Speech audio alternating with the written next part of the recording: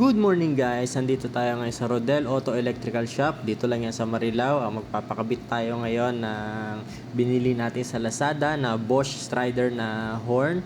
Ayan, so punta lang kayo rito. And guys, pakilala ko naman tong si Alvin. Ayan, ang pinakamagaling na mechanic and electrician na kakilala ko. Ayan, kung may problema kayo sa sasakyan, puntahan nyo lang siya. And now, ito ang kakabit natin ng Bosch Strider na horn. Ayan. So, review natin to. Ayan. So, natanggal na natin yung cute na busina na Suzuki Celerio. Ayan. So, isa lang ang nakakabit na default dito sa Suzuki Celerio. Ayan, kita mo. Napakaliit and napaka-cute kasi pag bumubusina ka eh. Para ka lang na, no? Mas malakas pa yung busina ng motor. Ayan. So, ang ipapalit natin dito ay ang Bosch Strider. Ayan. So, dalawa na siya. And, nabili natin to sa Lazada. Sa Bosch Philippines. Ayan. So, naka-sale. So, mura ko siya nabili. Ayan. So, kakabit natin siya dito yan sa loob. Yan. So, may binili na ako na plate. Na, yan, aluminum plate. Dalawa. Para magkasya itong ating biniling horn. Diyan natin ilalagay sa loob.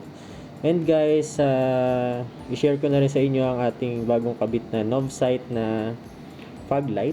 Ayan. So, para pag may travel tayo malalayo, may dagdag ilaw tayo sa daan. Ayan. Especially sa mga probinsya. Ayan, magagamit natin yan. I-review naman natin to sa next vlog. So, abangan nyo na lang. Ayan, Novsight. Ayan, guys. So, for now, ikabit na muna natin yung horn. Ayan. Ipapaubayan na natin kay Master Alvin ang lahat. And sana ay magustuhan nyo tong vlog na to. So, ayan guys. Minamount na ni paring Alvin. Ayan. So, kakabit niya na yung Bosch niya. So, habang kinakabit niya yan, kakabit muna natin yung isa pang budol na binili natin sa Lazada. Ayan. Bumili tayo ng D-Spec. Papalitan natin to. Aftermarket na rin to kasi yung original neto, nag-leak kasi yung battery ko last time. So, bumili ako neto. Papangitan ako. So, bilan natin ito. So, kabit muna natin to. So, ayan guys, nakabit ko na siya. So, feeling ko mali ako nang bili kasi feeling ko maliit siya kasi hindi naglalak yun dito eh. Nakangat siya ng konti. So, siguro yung pangalawa dito yung dapat kong binili. Pero, ayoko mag-aksaya ng pera dyan. Pwede na yan. Pwede na yan. Importante, mahigpit yan. Ayan. Hindi mo na siya mauga-uga. Ayan. So, yan ang pinaka-importante dyan. Itong nabili ko kasi last time, adjustable siya. So, pwede siya sa mga malalaki pang Innova, Revo, or anong sasakyan. Pwede to. So, nung binibili ko kasi to, sinundan ko lang yung like may mga nag-comment na yung sa Civic. Akala ko kasi same size lang. So, yan talaga nangyayari pag hindi tayo nagtatanong at pag di nagre-research kung ano ba dapat bilhin. Pero since na nabili ko na siya, nandiyan na yan. So, pinabit ko na lang din.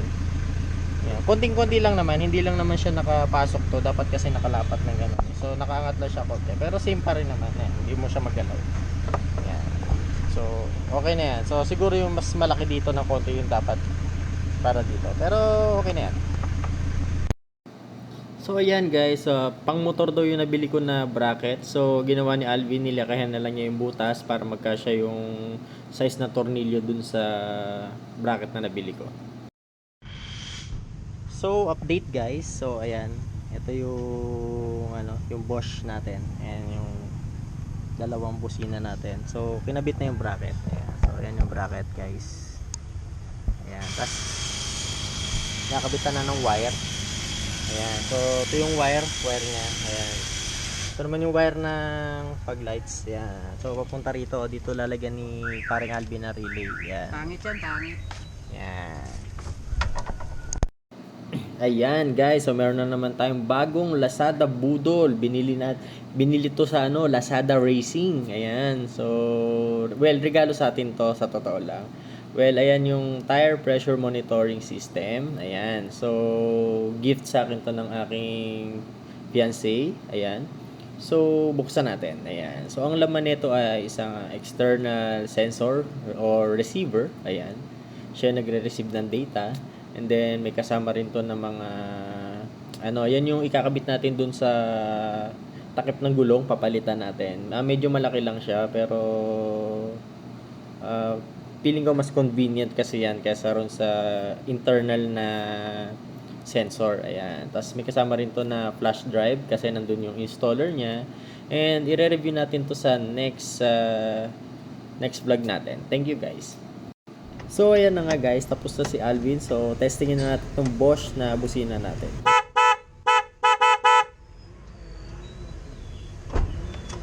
Approve.